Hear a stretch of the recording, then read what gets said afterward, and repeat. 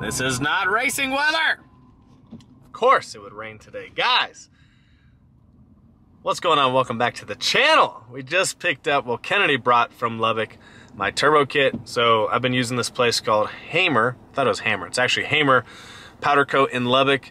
This guy does amazing work. As you guys saw in previous videos a while back, he did the manifolds and he did the turbo compressor cover and the exhaust housing.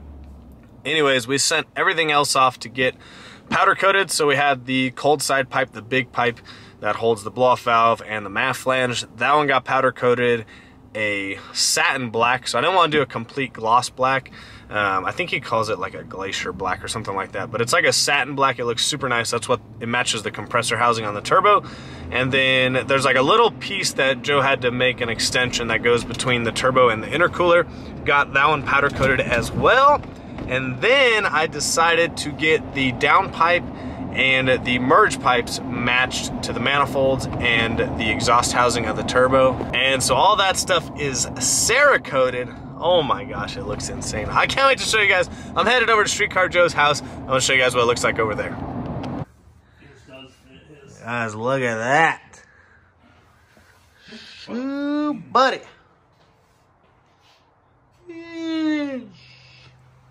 I'm going to oh, hi Dave. Oh, you're recording.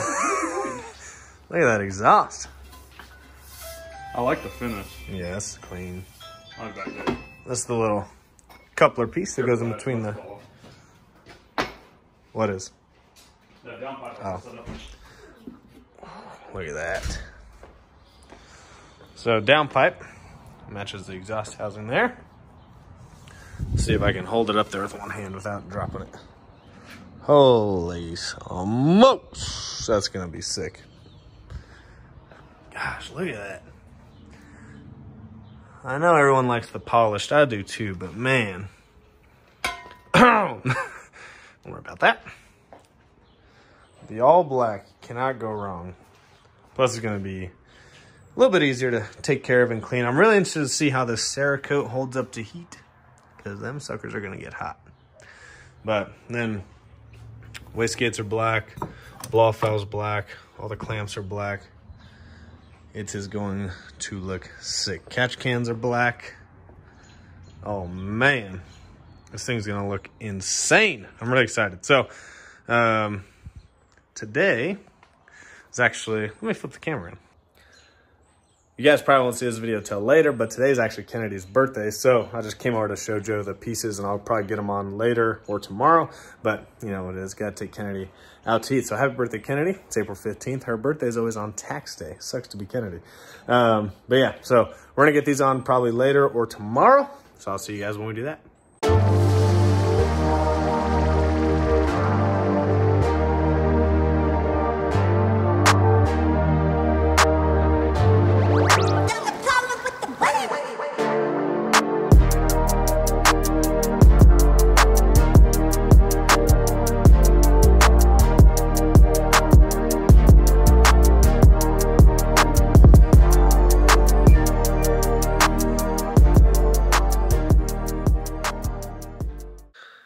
Well guys, welcome back to the channel. A little different scenery here for the Tangstang. So we have brought the Mustang back to the house. It's in the front garage right now.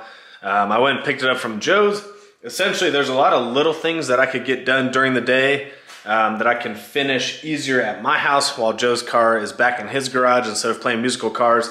And then once I get the car running and good to go, then we'll take it back and finish up the front bar for the support for the intercooler and the radiator. And then we'll make the brackets for the bumper, because we got to make those from scratch since it's an aftermarket bumper. But let me show you guys what I've been working on. I just started working on it last night when I got it over here.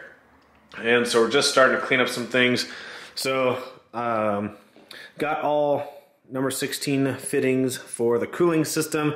Ended up using Earl's Ultra Pro. It's like the lightest hose you can get. It is super expensive. Damn, light just turned off. It's super expensive, but it's well worth it. So I'm gonna make those here in just a second. I just want to make sure all the fittings were right. I ended up getting this little overflow from, I can't remember where I got it. I think I got it on Summit, but it literally worked out perfect. I put a 1690 there, Then this fits right there, and this will be the highest point, which will be good because air won't get trapped in there. And then 1690 to here. Got a 16 straight off the radiator, 90 down there, and then a 45 coming off the water pump that'll go to the lower radiator hose. So I got those all lined up. I'm gonna make that hose here in just a second. Finally I've been waiting on this pipe to come in. This is 2-inch tight 90s for the wastegate dumps. So I'm gonna pretty much put a line on where I want these cut and then take those to Joe's later on this week to get welded. That way the dump tubes are done. We had to rig this up so that the radiator and intercooler wouldn't move too much from each other while I was in transport. But essentially that's what we got to make next, is some stubs off of here that tie into the fender, come across and support the intercooler and radiator, and then some fasteners will come off that for the bumper. I did make the oil return line last night. I put this heat sleeve on it, which it's actually not touching the exhaust, but just in case it gets moved around and touch it, I've got some heat sleeve on that. Now, the only thing about this that I don't know for sure yet is the angle on that is not the greatest. Let me see if I can show you guys. It is really hard to see, but the angle on that is not the greatest. So I may have to end up running a scavenge pump if it starts smoking, meaning that the return from the oil on the turbo, it doesn't have a good enough slope with a good enough degree to get it back to the pan fast enough. So in that case, I'll have to add a scavenge pump, which is not a big deal, just something I got to order and make some lines for. Other things that came in, I'm showing you so much in one video, but the drive shaft finally came in. So this was a custom spec, I think it's Wiles Racing is how you say it. Let me get a light on it. So carbon drive shaft, Sonex billet, yoke up at front, and then bam, right into the Strange Pro Center section. So I just got that in. I'm still waiting on my trans lines. Freaking crazy. Those are the old ones over there. I don't want to reuse them. They had like a hot spot on them. They're not leaking, but the fittings are kind of messed up, and I just want to start fresh since I've been redoing everything. So I just got the drive shaft on and still waiting for the trans lines to come in. Hopefully they come in this week, but I'm gonna start making these coolant lines. They always say the bigger the hose, the bigger the problem. These things are a pain to get on. So I didn't know this at first, but since this is Earl's Ultra Pro hose, the twist on, the liner on the inside, you can see this is all frayed, is a soft liner. So you're actually not supposed to use shears. I went and grabbed those, and yeah, you're not actually supposed to use those. So what you should do is actually use some plumber's tape and tape where you want it, and you actually use a razor blade, cut it about 80% of the way, and then use some really, really sharp scissors to cut the rest, and then you won't get the fraying like this. Now, when you're doing like PTFE line, where it's got like a stainless steel liner on the inside, that's when you want to use shears, because razor blades just won't cut through those. So, finally got one done, so now I can get the rest done, but I went and got the correct tools. It makes my life a hell of a lot easier. So, this is dash 16. Some people use dash 20, but yeah, the bigger the hose, the bigger the problem it is to build. So, I'm gonna go cut this to length, put some tape on it, use a razor blade, a really sharp razor blade, and then we'll get the other fitting on. Alright guys, got the upper and lower radiator hose done. Looks really good. Like I said, this is Earl's Ultra Pro. Super nice, super lightweight stuff. That's where the cap's gonna be to fill the water up. And it's at a really nice high point, so that should help get some air out of the system if there's any air in there. But I need to get a radiator cap for that. I was gonna do a swirl tank, swirl pot, but I bought this really nice one that you make just like Joe has, but there's really no room for it. And wherever your fill cap is gonna be, it needs to be at the highest point. So I found this, and I think this is gonna work really good for me. Ended up extending the dome pressure sensor because my wastegate used to be back here somewhere on the old turbo kit, so I had to extend that a little bit. So I got that extended, all loomed up, and then I actually ran all of the wastegate and blow-off valve vacuum lines. So down here, got my little increase and decrease solenoid, and then obviously got one line going back to the CO2 bottle on the inside, one main line going down to the wastegate, splits off to the wastegates for the actual CO2, and then the second line at the bottom is the line that goes back to the turbo, also teed to the other wastegate. And so yeah, I just need to get one little plug here because there's 3 ports on each one, assuming that you put a dome pressure sensor on each one, but you only need one dome pressure sensor. So got literally all the vacuum lines out of the way. That's all ran. And if you guys didn't know, Motion sells this nice little billet adapter. Adapted that, and that's my reference for the blow-off valve. And you can hear me stepping on zip ties because obviously when you're doing this stuff, you zip tie everything out of the way, trying to keep it off any of the parts that get hot, and keep it out of any way of getting tangled up on anything. So all the vacuum lines are done, all the coolant lines are done, pretty much all the plumbing is done on the car besides the transmission lines, which, like I said earlier, we're waiting on those. So tomorrow I'm gonna finish extending the last harnesses that I need to extend. So I had to extend the MAF sensor, the MAF sensor, got that all loomed up. I had to extend the throttle body one because that one wasn't reaching. So I got that one all nice and loomed up. This is like a little ground wire for the harness. Got that nice and loomed up and out of the way, clean that up. So the next thing I need to do is my O2 sensor is super long because the downpipe used to be over here.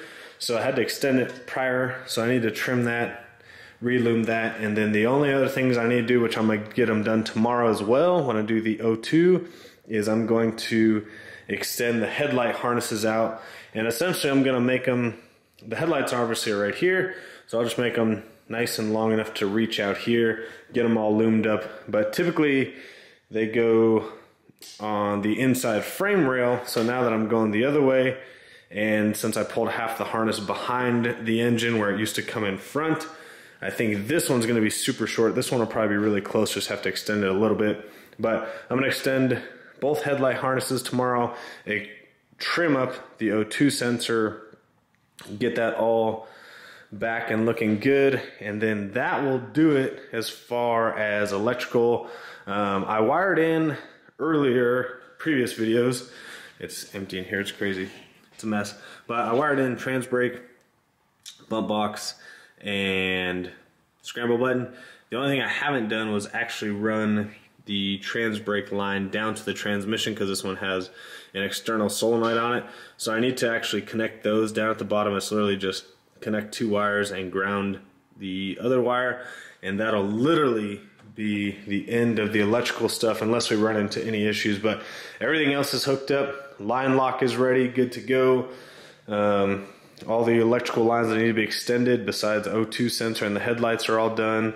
One of my injector lines didn't reach since we moved the harness, and Joe extended that one for me, so that one's good to go.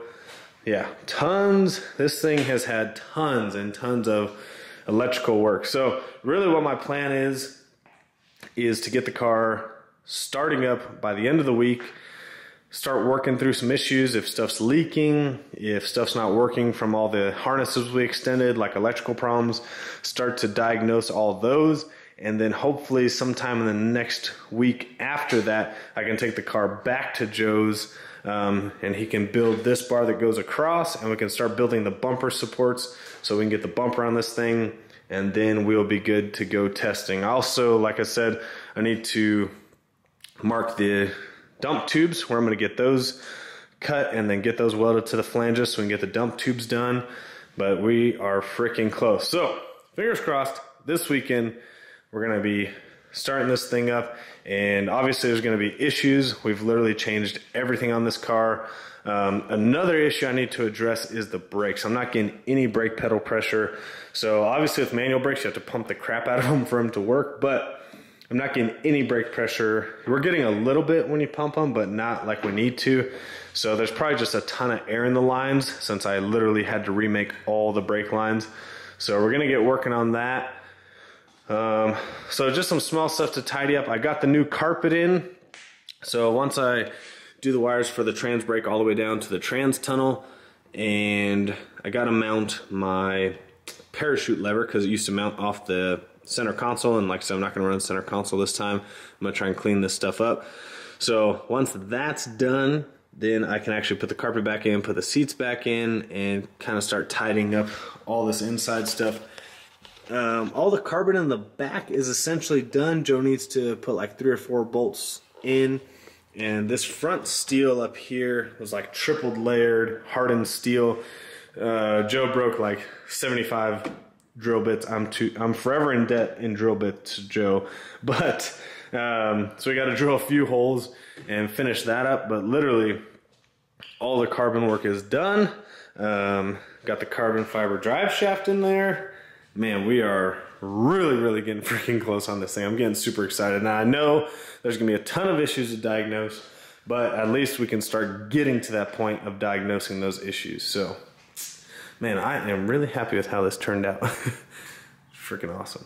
It's really nice when things work out how they're supposed to. So, hopefully you guys enjoyed the video. Hopefully you guys are enjoying the progress on the tanks thing. We are so close. Hopefully in the next video or two, you will see a cold start, and this thing will start firing up, and we can start breaking the engine in and start working through any issues, and then get this thing to the freaking track where it belongs. I will see you guys on the next one.